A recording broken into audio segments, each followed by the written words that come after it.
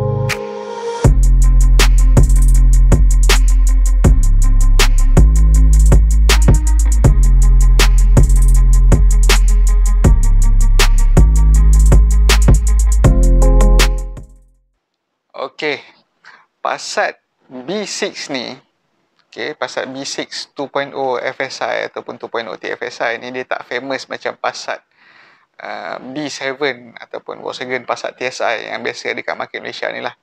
Alright.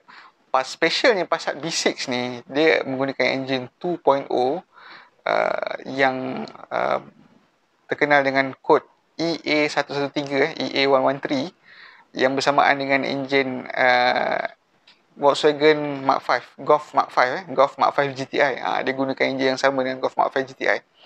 Dan tak silap saya, dia punya design lebih kurang macam enjin Golf Mark 6R. Dia tak sama tapi lebih kurang. Sebab enjin ni, specialnya enjin EA113 ni, dia menggunakan timing belt.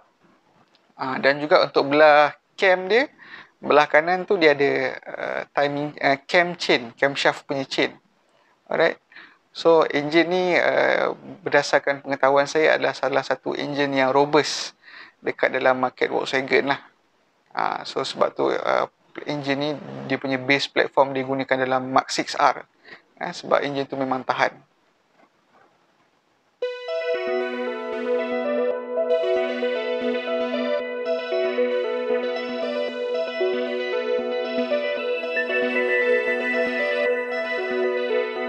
Walaupun dalam keadaan yang kita tahu dia tahan, dia tetap juga sebuah mesin ataupun jentera yang beroperasi atas jalan raya, dan dia tetap ada wear and tear, dan dia tetap akan ada masalah yang akan timbul dalam penggunaan sejarah kereta tersebut lah.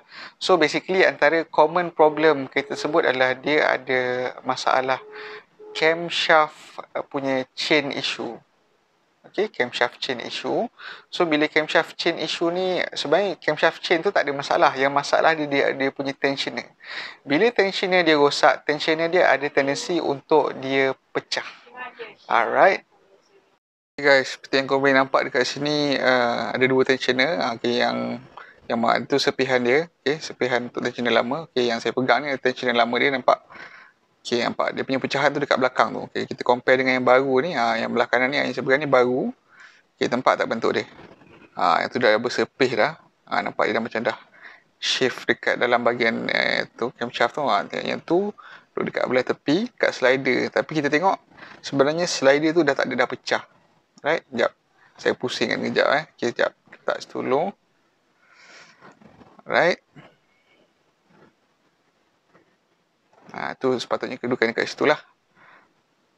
Saya pusingkan. Korang nampak tak? Bawah tu pun dah pecah dah, nampak? Kita comparekan dengan yang baru, tengok. Sepatutnya dia macam tu. Nampak yang lama punya tu dah pecah. Dia dah worn out. This is wear and tear lah. Ini benda wear and tear normal untuk enjin EA113. Dia bukan masalah besar. Sikit je.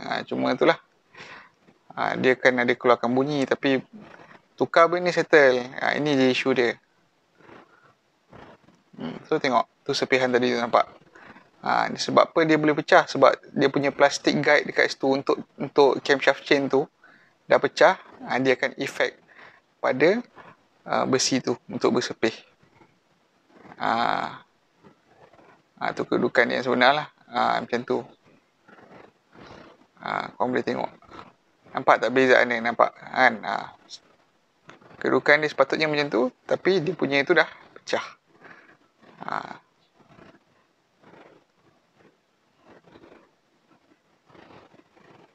So macam itulah rupa dia bila wear and tear.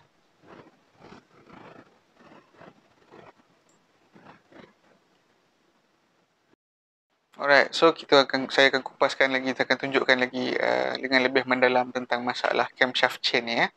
So camshaft chain ni seperti yang kita tengok, dia punya tensioner dia akan pecah lah. Okay, dan sisa camshaft chain ni boleh jatuh dekat dalam enjin.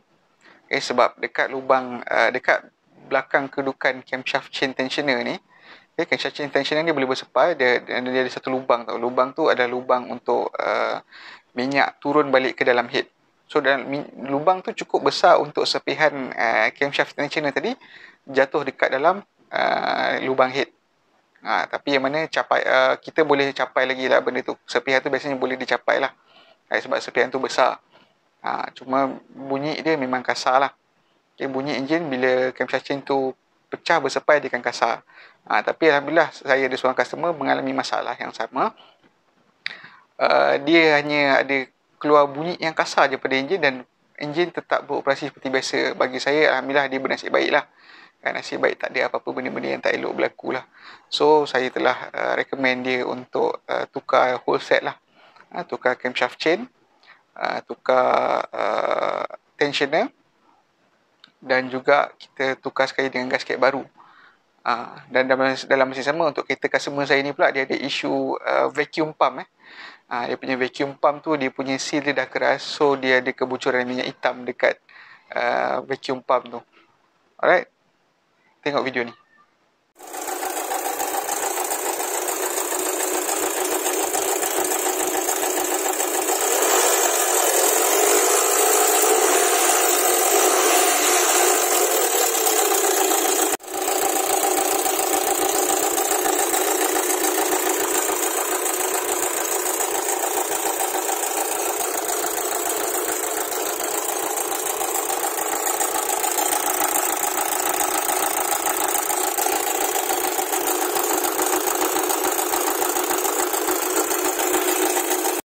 So kalau korang tengok sini ni head dia. Okay, korang nampak tak? Nampak ada sepihan kecil tu kat ujung tu. Paling kanan. Okay, saya cuba pakai magnet. Tapi tak melekat lah sebab dia aluminium kan. Dia tak melekat. So, nampak sepihan tu. So, ini sepihan yang tadi, yang saya tunjuk tadi. Saya berjaya keluarkan lah. Tapi kena pakai screwdriver, tak gam sikit, baru tak keluar pakai magnet. Memang tak lepas. So, inilah dia. Ini sepihan chain tensioner untuk camshaft. Okay, so ni lubang untuk yang saya cakap tu. Tu camshaft punya chain tensioner. Kalau dia bersepai, dia akan masuk dalam lubang ni. Lubang ni. So lubang ni dia bersambung dekat belah head dalam tu. Untuk minyak keluar. So sepihan tu akan jatuh dekat dalam head macam tadi yang saya tunjuk untuk video yang tadi tu. So memang boleh lah. Sepihan tu memang boleh masuk dalam head. Bila benda tu pecah lah. Alright guys, so yang ni cam follower ni pun jangan dilupakan juga. Bila kita dah buka alang-alang tu, ni tukar sekali sebab ni selalu ada isu dia makan lah. Kadang tak perasan dia wear and tear, dia akan nipis, dia akan makan sekali dengan cam. So elok tukar lah. Alright guys, so ni dia punya camshaft gear ataupun camshaft adjuster lah. Okay, camshaft adjuster dia terletak dekat belah exhaust. Okay, kalau kita tengok kat sini dia punya gigi dia cantik lagi. So biasanya gigi ni untuk madu oksigen jarang sikit makan, dia tak macam Mercedes. So nampak macam elok lagi. Alright, ni original ni lah. Nampak ada logo Audi sekali. Alright, so everything is fine lah untuk camshaft adjuster yang ni tak payah tukar. Okay, tapi chain ni kalau tengok nampak yang lama tu dia agak memanjang sikit, dia ke bawah sikit. Yang baru tu dia pendek sikit. Maksudnya yang baru tu okey lah. Maksudnya chain lama dia memanjang sikit, better tukar sekali lah. Alright, yang korang boleh tengok nampak yang ni lama punya tensioner lah, dah bersepai dengan skru. Okay, tu skru untuk camshaft adjuster dia. So nampak memang skru camshaft adjuster lah. Dia ada bunga yang special kalau korang tengok. Bunga dia tak sama, bunga dia tak biasa. Right? Nampak dia dah makan. Biasanya kita akan tukar sekali lah skru tu. Seleloknya tukar sekali, cantik sikit. Kan? Lalang dah buka tu jangan ambil risiko, sebab benda ni kan ni kalau dia botak, next time nak buka memang bening. Alright guys, so ni selepas kita dah pasang camshaft punya chain tensioner yang baru. Alright, macam ni lah rupa dia. Okay, belah-belah yang kotor-kotor semua kita dah bersihkan. Alright, kalau korang boleh tengok, nampak tak? Macam ni lah rupa dia bila chain dah baru, tensioner dah baru, nampak kemas. Lepas tu kalau korang boleh tengok dekat camshaft adjuster tu macam ada garis-garis kan. Garis-garis tu disebabkan oleh serpihan yang lama lah. Serpihan camshaft chain tensioner yang lama tu bersepai tu, dia menyebabkan itu calar, tapi tak rosakkan adjuster tu. So boleh pakai. Right, ni adalah vacuum pump. Okay, vacuum pump ni kalau korang tengok dia duduk kat belah kanan enjin. Okay, ni penutup dia. Alright, so dekat sini dia punya searing ni selalu dah keras lah. Nampak searing ni? Searing ni dia dah petak. Dia dah petak, dia dah tak ada sealing properties, dia akan bocor lah. Lepas tu dia lagi dua lagi searing. Ni dua searing ni duduk dekat belakang. Belakang. So yang ni pun dia punya seal dia dah petak. So better kita tukar sekali lah dua-dua ni. Alright, untuk ignition coil pula dia memang bukannya confirm jadi, tapi kalau dah high mileage dah lama sangat ada peluang untuk ignition coil ni faulty lah. So ignition coil untuk EA113 atau Passat B6 ni dia share ignition coil yang sama dengan Passat B7 ataupun enjin EA88, share ignition coil yang sama dengan Golf Mark 5, Golf Mark 6 GTI. Dia punya coil memang sama lah. So tak ada isu.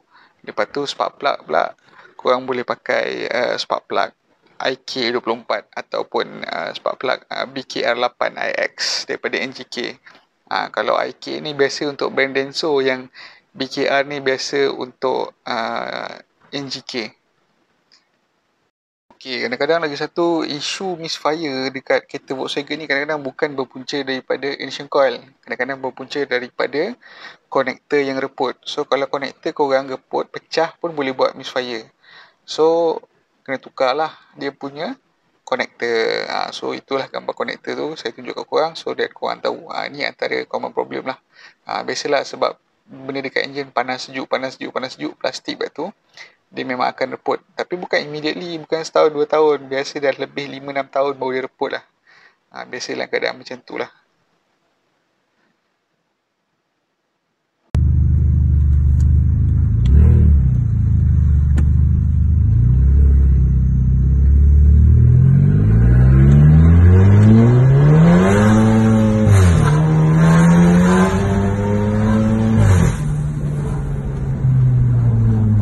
Okey, jika korang rasa video ni bermanfaat dan memberikan sedikit ilmu pengetahuan kepada korang, jangan lupa share, like dan subscribe. Alright, terima kasih guys. Semoga kita berjumpa lagi di lain episod. Assalamualaikum.